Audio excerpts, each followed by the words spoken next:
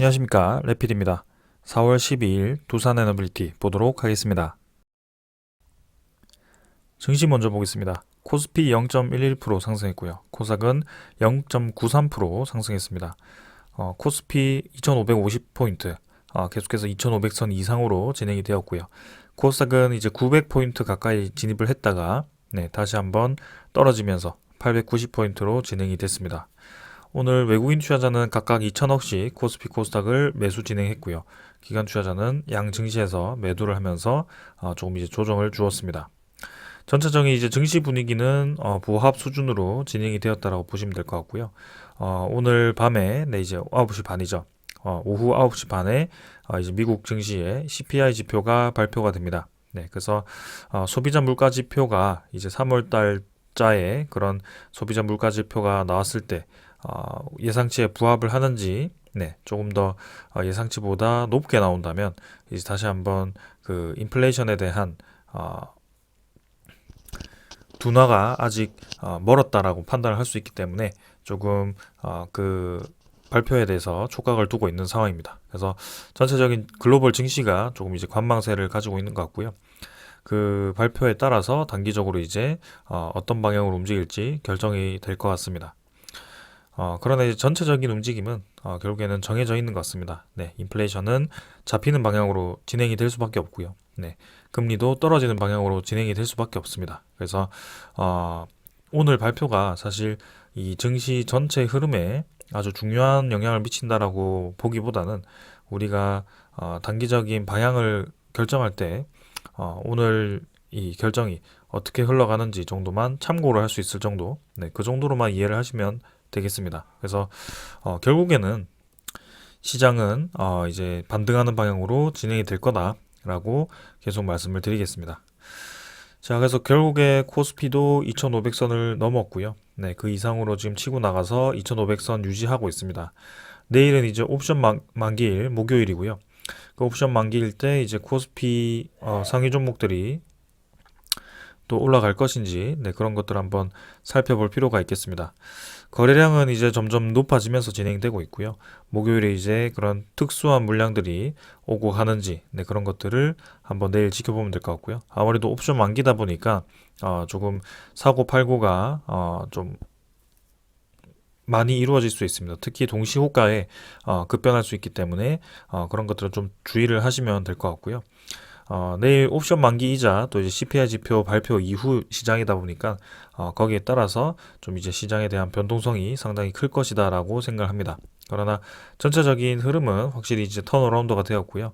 코스피 지표가 좀 더 힘을 낸다면 2600, 2700선까지도 치고 나갈 수 있지 않을까라는 생각을 해봅니다. 자, 그래서 코스피 지표 지금 외국인 투자자가 4일 연속 매수를 했는데요. 이런 외국인 투자자 매수세가 단기적으로 또 이제 CPI 지표가 예상치에 부합하지 않는다면 또 한번 이제 쏟아질 것인지 그런 것들 한번 볼 필요가 있겠고요. 지금은 확실히 외국인 투자자가 전체적으로는 계속 매수를 진행을 하고 있습니다. 그다음에 코스닥 지표는 890포인트에서 지금 하루 이틀 정도 유지를 좀 하고 있고요. 900선을 넘지 못하고 이제 조금 떨어졌습니다. 시가총액 상위 종목들, 그런 종목들이 오늘 크게 조정을 받았거든요. 그런 것 치고는 지수가 좀 많이 떨어지진 않았지만 그래도 코스닥이 좀 단기에 너무 급등을 했기 때문에 특히 그런 시가총액 종목들이 급등을 했기 때문에 확실히 떨어질 수 있다. 그래서 조정을 주의를 하라라고 계속 말씀을 좀 드리고 있습니다. 그래서 코스닥은 이미 그런 금리 인상 이후에 하락했던 부분의 절반 이상을 회복한 상황이기 때문에 조금 이제 그런 시장의 사이클과 좀 다르게 비이성적으로 올라가고 있다라고 좀 그런 느낌이 들고 있고요. 아무리 2차 전지가 핫하다고 하더라도 그런 종목들이 좀 과도하게 올라갔다. 이렇게 말씀을 좀 드리겠습니다. 그래서 시장은 오늘 보합 수준이었고 오늘 9시 반 그 지표가 어떻게 나오는지 한번 살펴보면 좋을 것 같습니다. 그 다음 환율이고요. 환율은 1326원입니다. 그래서 인플레이션 지표가 이제 떨어지는 방향으로 가는지 아직도 유지가 되는지 그런 거에 대해서 크게 지금 환율도 계속 이제 1,300원 수준에서 조금씩 높여가고 있습니다. 네. 그 상단을 뚫지는 못하고 있고요. 그 상단 근처에서 계속 유지를 하고 있습니다. 그래서 내일 이 CPI 지표에 따라서 환율이 이제 급락을 할 것인지 아니면 오히려 이제 급등을 할 것인지, 네, 그런 것들이 좀 정해질 수 있는 그런 자리다라고 생각을 하고 있고요. 저는 개인적으로는 CPI 지표가 예상치와 부합해서 좀 이제 환율이 떨어지는 방향으로 진행되었으면 하는 그런 바람입니다. 자, 그래서 금리는 이제 거의 인상을 마무리하는 분위기고요. 네, 계속해서 이제 금리가 인상에서 인하로 가는 방향에서, 네, 증시 흐름은, 네, 말씀드린 것처럼 계속 올라가는 방향으로 진행이 될 것으로 생각이 됩니다. 자, 그래서 증시도 이 정도로 한번 살펴보았고요. 이제 선물 지표 살펴보겠습니다. 선물 지표는 보합 수준입니다. 네, 지금 이제 CPI 지표를 앞두고 미국 증시, 뭐 유럽 증시 모두 지금 보합 수준으로 진행이 되고 있는 것 같습니다. 그래서 그 발표에 따라서 좀 이제 단기간에 움직임이 달라질 수 있을 것 같고요. 그동안에 이제 증시에 대한 분위기가 좋았기 때문에 사실 CPI 지표가 좋게 나올 것이다라고 이미 예상을 하고 그렇게 증시가 반등을 했을 수도 있습니다. 그렇기 때문에 좋게 나오더라도 큰 상승이 없을 수 있고요. 네, 거기에 대해서 우리가 너무 집중할 필요는 없을 것 같습니다. 그러나 만약이라도 이제 인플레이션이 조금 생각보다 강하게 나오게 된다면 좀 이제 단기적으로 조정을 받을 수 있기 때문에 거기에 대해서는 또 천천히 한번 대응을 해보도록 하겠습니다. 자, 그래서 일단 그렇게 지나가면 될 것 같고요. 그 다음은 이제 채권 시장입니다. 미국 10년물 국채 금리는 3.45%입니다. 네, 오늘은 또 반등을 하면서 환율과 함께 또 이제 국채 금리도 반등을 하면서 진행이 되었습니다. 그래서 이 딱 지표를 앞두고 지금 모든 자산들이 조금 이제 움직이기 시작하고 있는데요.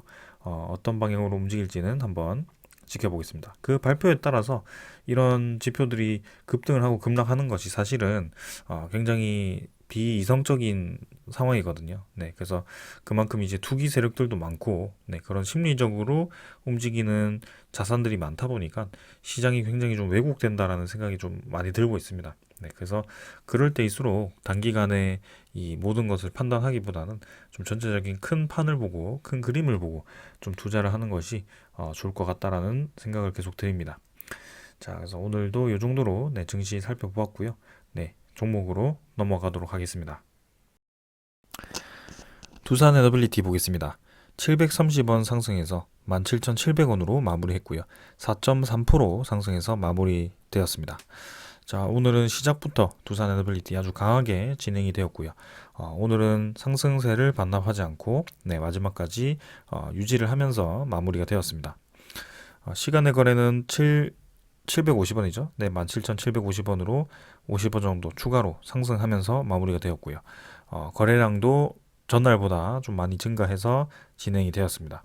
그래서 내일은 이제 옵션 만기이기 때문에 옵션 만기에 따라서 또 이제 주가가 움직일 수 있고요. 그리고 단기간에 이제 오늘 밤 CPI 지표 발표에 따라서 증시 움직임이 또 달라질 수 있기 때문에 그런 것들에 대해서 내일 영향이 좀 있을 수 있겠습니다. 그러나 이 분위기를 살린다면 옵션 만기도 좋게 마무리될 가능성이 크고요. 네, 하루 전에 이렇게 또 급등을 하면서 분명히 또 옵션 만기의 특수 상승이 또 나올 수 있다라는 생각이 들고 있습니다. 자, 그래서 일별 거래량을 보시면 1270만 주입니다. 네, 지금 1000만 주 이상을 넘지 못하다가 다시 한번 거래량이 또 힘을 주는 모습이었고요. 이전에 3월 옵션 만기였죠. 3월 옵션 만기 당일에 2,500만 주를 터트리면서 아주 거래량을 많이 높여줬거든요. 네, 그 다음부터는 그 다음날 1,000만 주, 그 다음에 쭉 줄여서 다시 한번 3월 31일 분기 만기에 또 이제 이렇게 1,000만 주 정도를 터트리면서 주가를 또 올려주었고요. 그리고 지금 이제 하루 전에 또 이렇게 1,000만 주를 만들어가면서 거래량을 터트려 주었습니다. 최근 대비해서는 상당히 많은 거래량에 속하고요. 하지만 아직까지도 전체적인 두산 에너빌리티 이 움직임을 좀 강하게 가져간다라고 보기에는 조금 부족하다, 거래량이. 그래서 우리가 원하는 것은 그때 이제 2천만 주 이상, 적어도 이제 1,500만 주 이상 나와주는 그런 거래량이 터져줘야 되는 것이고, 하루만 나오고 끝나는 것이 아니고 점진적으로 매일매일 거래량이 높아져야 된다는 건 아니고요. 이렇게 나오더라도 며칠 죽었다가 다시 한번 거래량이 또 터지면서 좀 주기적으로 점점 올라가는 그런 거래량이 좀 나와야 된다라고 말씀을 드리고 있습니다. 그래서 이번에도 옵션 만기 전에 또 이렇게 거래량이 나오면서 상승을 했는데요. 만약 이제 내일 상승을 하더라도 또 이제 옵션 만기 특수한 움직임에 따라서 그런 거래량 상승이 있고 주가 상승이 있었다면 그 다음 그죠 옵션 만기 다음이 또 중요하겠죠. 그래서 사실은 금요일과 그 다음에 다음 주 시장이 어떻게 될지 한번 또 지켜봐야 되는 그런 상황이긴 합니다. 자, 그래서 일단 차분하게 지켜보자라는 말씀을 좀 드리겠고요. 일단 좋은 점은 17,400원 계속 주목을 하고 있었습니다. 근데 오늘도 강하게 뚫고 나가 주었습니다. 이전과 굉장히 패턴이 유사하게 지금 이제 양봉이 나오면서 뚫고 나가 주었고요. 둘 다 옵션 만기 근처라는 점에서 상당히 이제 공통점이 있습니다. 그래서 자, 내일도 거래량을 한번 힘을 실어주면서 추가적인 상승을 진행할지 한번 살펴보겠고요. 참 분기 만기까지 그렇게 쭉쭉쭉쭉 떨어뜨리다가 지금 이제 연속적으로 또 올리면서 진행이 되어 가고 있습니다. 그래서 이전 고점까지 지금은 이제 얼마 남지 않은 상황이고요. 내일 이제 그 고점을 더 높여주는지 또 살펴볼 필요가 있겠습니다. 상승을 한다면요. 그래서 지금은 완벽하게 저점을 점점 높이는 그런 추세가 또 이어지면서 양운선 태우면서 또 올라가 준 점이고요. 오르락 내리락을 하는 그 과정에서 계속 이제 매집을 하고 있다라는 말씀을 여러분들께 드렸는데요. 그 매집이 이제 끝나는지, 그죠? 그 끝나는 순간 거래량이 이제 피크가 탁 터지면서 한번 시원하게 올라가 주는지 그런 것들 한번 살펴볼 필요가 있겠습니다.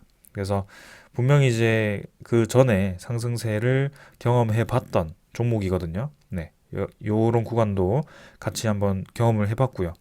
요 구간은 이제 제가 그때 다루지 않았던 구간이었기 때문에 경험은 해보지 못했지만 분명히 두 번째, 그죠? 2차 상승세가 있었습니다. 그래서 지금 이제 3차 상승세를 기다리다가 이렇게까지 코스피가 쭉 떨어지면서 굉장히 큰 하락이 나왔었는데 그 하락을 천천히 메워가면서 지금 결국에는 다시 한번 상승을 위한 준비를 만들어가고 있습니다. 그래서 이번에 이제 17,400원을 힘겹게 또 넘었기 때문에 이 17,400원을 바닥으로 좀 굳히는 작업을 진행했으면 하고요. 그 굳히는지 또 이제 계속 상승을 이어가는지 다음 주 시장까지 한번 차분하게 살펴보도록 하겠습니다. 자, 그래서 월봉도 오늘 긍정적으로 흘러갔고요. 결국에는 쐐기형 수렴에서 조금 월봉이 튀어나가고 있습니다. 그래서 4월 달에 거래량이 좀 더 힘이 실리면서 이렇게 월봉 거래량이 좀 증가하는 그런 패턴이 좀 나와줬으면 하는 상황이고요. 우리가 주목하고 있는 그 4월 26일까지 이제 어떤 흐름을 보일지도 기대가 됩니다. 자, 그래서 좋은 흐름 계속 이어가고 있다라고 보시면 되겠고요. 투자 수급은 기관 투자자 96만 주, 외국인 투자자가 180만 주를 매수하면서 양매수를 아주 크게 또 진행을 했습니다. 그래서 이전에 옵션 만기 당일에 또 이제 기관 투자자가 한 200만 주 가까이, 60만 주 가까이 전날에는 그렇게 상당히 많이 매수를 했었는데요. 이번 같은 경우는 기관 투자자, 외국인 투자자가 둘 다 크게 매수를 하면서 이렇게 또 끌어올리는 모습이 나왔습니다. 사실 매수세만 보더라면 조금 더 이제 주가가 올라갔으면 하는 바람이었지만 4.3% 만족합니다. 그래서 지금 우리 입장에서는 4%가 오르든 5%가 오르든 결국에는 최종 지점이 중요하기 때문에 사실상 지금 17,000원 넘고 17,400원을 넘고 요거는 대세에 큰 영향을 미치는 상승은 아니기 때문에 천천히 그냥 지켜보면 됩니다. 그래서 이제 서서히 움직일 때가 되어 가고 있구나 라고 정도만 이해를 하시면 될 것 같고요. 지금 올라간다라고 해서 또 흥분해서 막 이 상승에 또 집착하지 않는 것도 좋을 것 같습니다. 그래서 우리의 자리가 온다면 결국에는 그때부터 분할 매도를 시작할 거고요. 기다렸던 만큼 큰 수익을 얻고 또 이제 진행을 해보겠습니다. 자, 그 다음은 보험이 이제 11만 주 매수했고요. 금융투자는 거의 없었고, 투신이 44만 주를 매수했고, 연기금 투자자도 18만 6천 주를 매수하였고, 사모펀드도 22만 주. 그러니까 오늘은 좀 골고루 많은 매수세가 들어왔습니다. 그래서 연기금 투자자는 계속해서 지금 매수를 이어가고 있는 모습이고요. 사모펀드도 22만 주, 최근에 한 5일 정도는 빠듯하게 지금 들어와주고 있습니다. 투신도 네, 지금 쉬어가는 듯 하면서 또 이제 옵션 만기 전에 또 이렇게 들어와주는 모습이고요. 특히 외국인 투자자가 또 이렇게 많이 매수를 하였습니다. 그래서 그동안 이제 열심히 공매도 쳤다가 또 공매도를 상환하기 시작하더니 네, 이렇게 옵션 만기에 또 이런 움직임이 보이고 있습니다.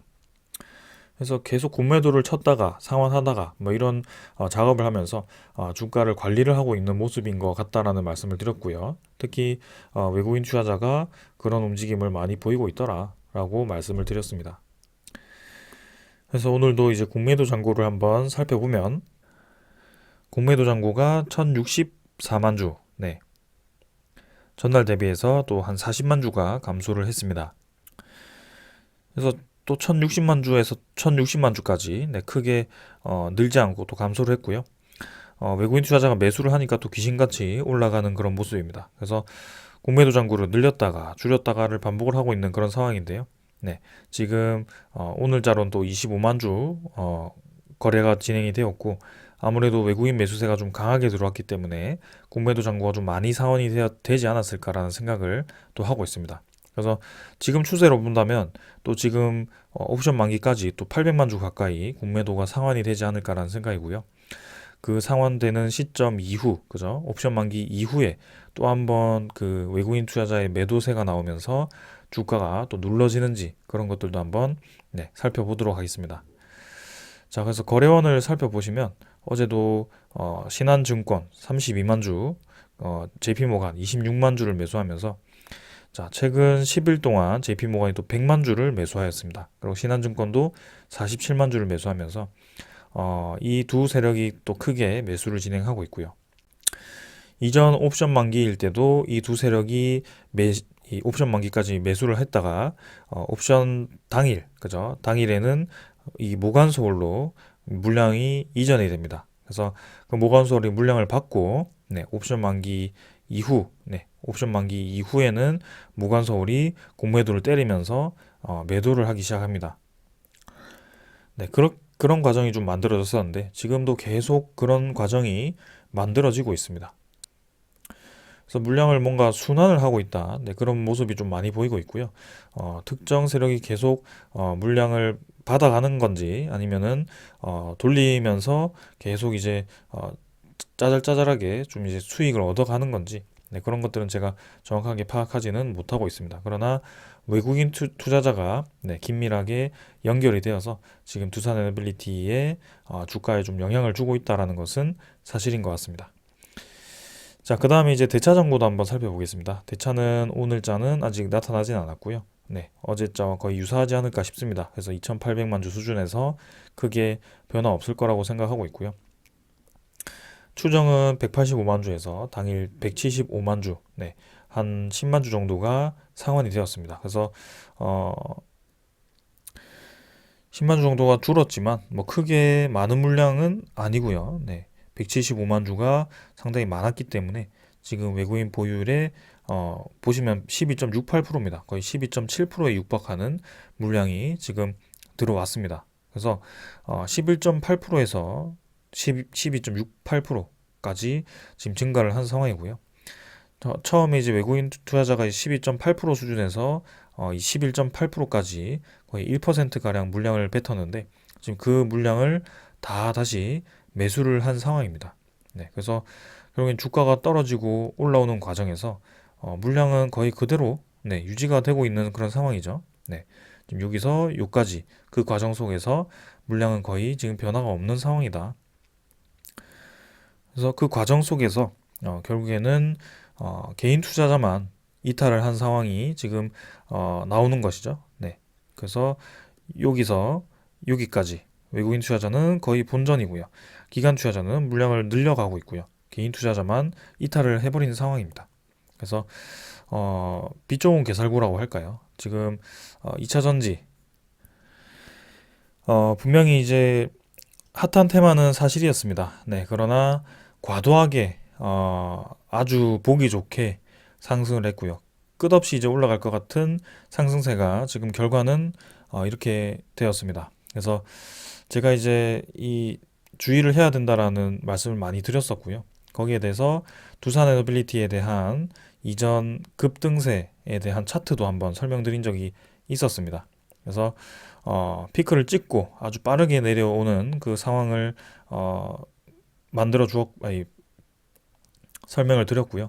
어느 시점에 이제 자리를 잡더라도, 네, 결국에는 지금 에코프로 같은 경우, 네, 그런 2차 전지 관련 종목들은 최소 이제 5배에서 10배까지 상승을 했기 때문에, 이제는 그 주가라는 것은, 그, 현재 실적이 아니라 앞으로 연평균 성장률을 계산해서, 네, 그 성장률에 따른 그 실적이 최소한 나와야 되는 그런 상황인 겁니다. 그래서 여러분들이 지금 뭐 실적 발표해서 실적이 좋다라고 하는 그런 실적은 중요하지 않습니다. 이미 그런 투자자들은 그 실적보다 더 큰 실적을 예상을 하고 주가를 그렇게 올려놓은 상황이기 때문에 만약이라도 이제 투자가 축소가 되고, 네, 2차 전지 시장이 다시 뭐 생각보다 느리게 더디게 진행이 된다면 저 주가는 더 올라갈 수 없고 점점 떨어질 겁니다. 네, 그래서 이제는 다음 테마, 그죠? 다음 힘을 받을 수 있는 그런 종목들이 필요한 거고요.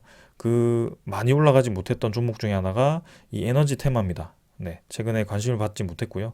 뭐 이전에 태조 이방원 하면서 상당히 관심이 많았었는데 지금 관심이 확 줄었다가 이제는 그 기간 동안 관심이 없는 기간 동안 꾸준히 매집을 해온 상황이죠. 딱 이제 소스 하나만 있으면 올라가기 좋은 그런 상황이 만들어졌는데요. 저는 그 상황을 4월 말, 5월 정도로 좀 생각을 하고 있습니다. 뭐 거기에 100% 올라간다라고 제가 설명을 드리는 건 아니지만 상당히 좀 확률이 높지 않을까, 네, 그런 생각을 해봅니다. 자, 그래서 뭐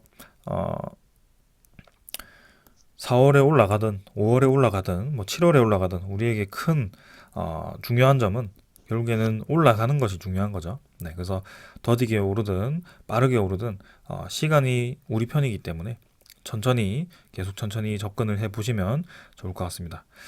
자, 그 다음에는 자, 제가 하나를 좀 여러분들께 설명을 드리려고 한 게 있는데, 자, 요겁니다. 이 전자공시가 이전에 6월 달에 떴던 공시인데요. 어, 보고서 작성 기준일이 5월 1일이고 보고 의무 발생일이 5월 2일. 국민연금공단이 이제 주식 수가 지금 비율이 변경되어서 보고가 되었던 그런 상황입니다.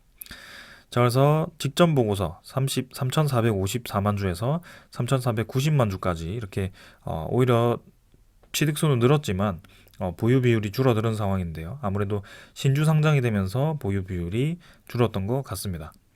자, 그래서 5월 2일부터 5월 2일까지 보유율이 5.53%였다라고 기억을 하시고, 제가 이제 최근에 이제 연기금 투자자가, 특히 기간 투자자가 많이 매수를 하고 있는데, 저 연기금 투자자가 얼마나 지금 매집을 했는지, 보유를 하고 있는지 그런 것들 한번 간략하게 한번 살펴보도록 하겠습니다.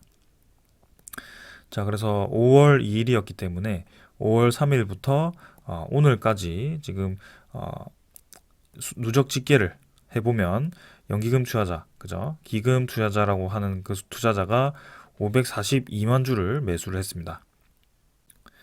순매수죠. 그래서 아까 542만 주에다가 3,490만 주, 네,를 더하게 되면 4,035만 주 정도가 됩니다. 네, 그래서 4천만 주 이상을 지금 보유를 한 상황이고, 전체 주식수 6억 3,800만 주를 나누게 되면 한 6.5% 정도 수준의 보유율이 나오게 됩니다. 한 6.3% 정도가 되겠네요. 네, 그래서 연기금 투자자가 지금 전체 보유율을 꽤나 많이 끌어올린 상황이고 꾸준히 매집을 하고 있다라고 보시면 되겠고요. 외국인 투자자라든지 기관 투자자 계속, 네, 매수를 진행해주고 있다. 이렇게 이해를 하시면 되겠습니다. 그럼 평균 단가 물어보신 분도 계셔서 단가를 제가 계산을 하고 싶지만 그거는 이제 하루 매수량과 그 다음에 그날의 평균 가격 거래량 곱하기 종가에서 이제 시가를 빼는 그런 과정을 해서 일일이 이제 하루하루를 곱해가지고 전체 다 더해서 평균을 내면 아마 그 정도의 평균 가격이 나오지 않을까라는 생각인데요. 그건 이제 나중에 한번 기회가 되면 제가 한번 해보겠습니다. 자, 일단은 제 예상으로는 크게 지금 이 수준, 현재 주가 수준과 평균 단가가 크게 차이는 없을 것 같다라는 생각이고요. 그만큼 오랫동안 지금 벽을 맞고 주가가 올라가지 못하고 있는 상황입니다. 그렇기 때문에 주가가 여기를 한번 뚫고 지나갔을 때 생각보다 빠르게 치고 나갈 가능성이 크다라는 것을 다시 한번 말씀을 좀 드리고 싶습니다. 자, 그 다음은 이제 두산 에너빌리티 소식들 좀 전해드리도록 하겠습니다. 먼저 전해드릴 소식은 오늘도 뭐 영국 에너지부 장관과 오늘 이제 한전이 만났습니다. 이전에는 한수원이 만났었고요. 그래서 차례대로 이제 이 영국 에너지부 장관이 우리나라 에너지 관련 기업들을 둘러가면서 만나고 있습니다. 그래서 오늘도 이제 신재생에너지와 그 원전 관련 사업에 대해서 논의를 했고요. MOU 체결까지 이제 추진을 하고 있다라고 합니다.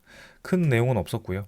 이 영국 에너지 시장에 대해서 우리나라가 상당히 긍정적으로 들어갈 수 있을 만한 발판이 지금 마련이 되고 있다. 이렇게 이해를 하시면 될 것 같고요.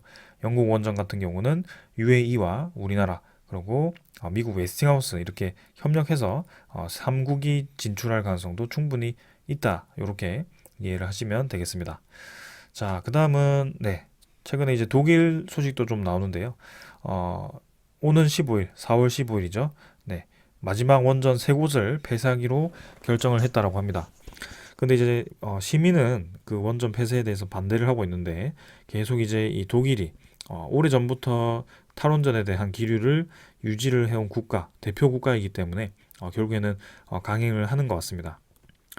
근데 이제 이 원전에 대해서 지금 탈원전에 대해서 시민이 이렇게 반대하는 이유는 분명히 있죠. 지금 전기료 상승이라든지 에너지 안보 입장이라든지 그런 것들을 분명히 이제 그런 러시아 우크라이나 전쟁을 통해서 경험을 해보았단 말이죠. 그래서 특히 이 독일 같은 경우는 이 원전을 폐쇄해서 사실상 신재생 에너지로 이 원전을 다 메워주는 것이 아닙니다. 그것은 목표일 뿐이고요. 결국에는 지금은 다른 수입 에너지원으로 그 공백을 메우고 있는 상황인데 그 수입 에너지원이 이제 LNG에서 이제는 그 프랑스의 원전이라든지 그런 쪽으로 좀 이제 대체가 되고 있는 뭐 그런 상황입니다.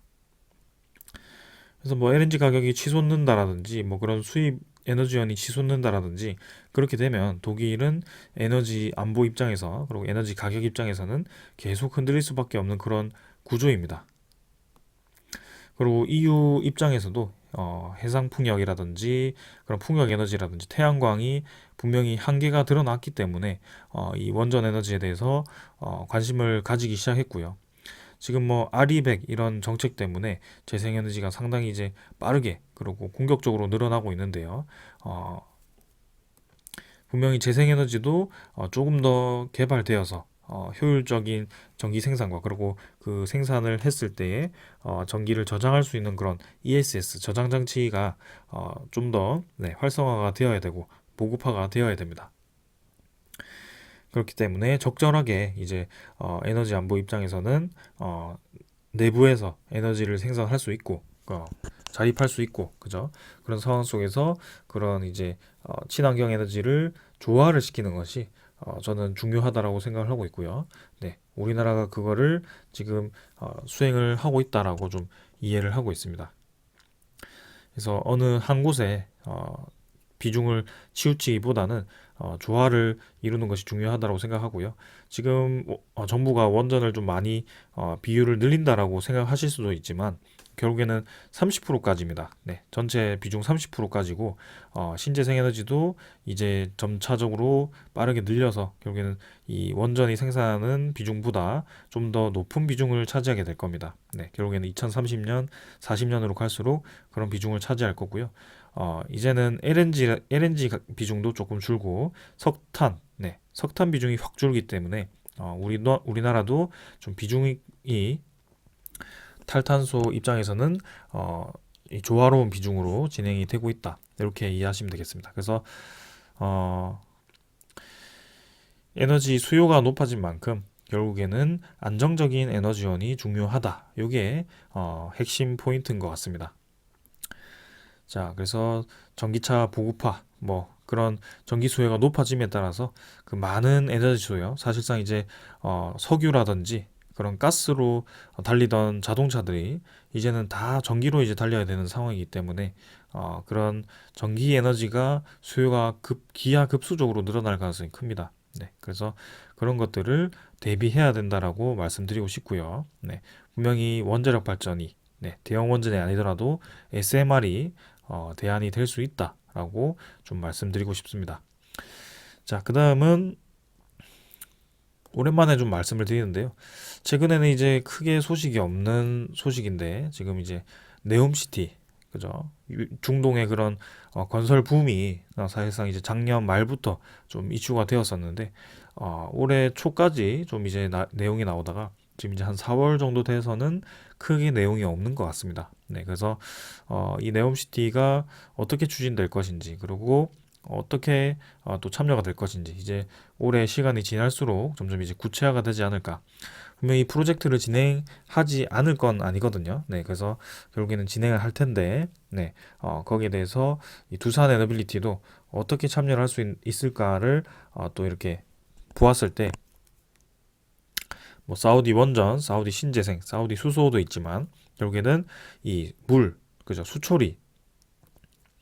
수처리가 상당히 중요하다는 것을 알 수가 있습니다. 그래서 사우디가 1.5억 달러 프로젝트를 이제 예산을 발휘하면서 가동을 한다라고 지난달에 발표가 났었고요.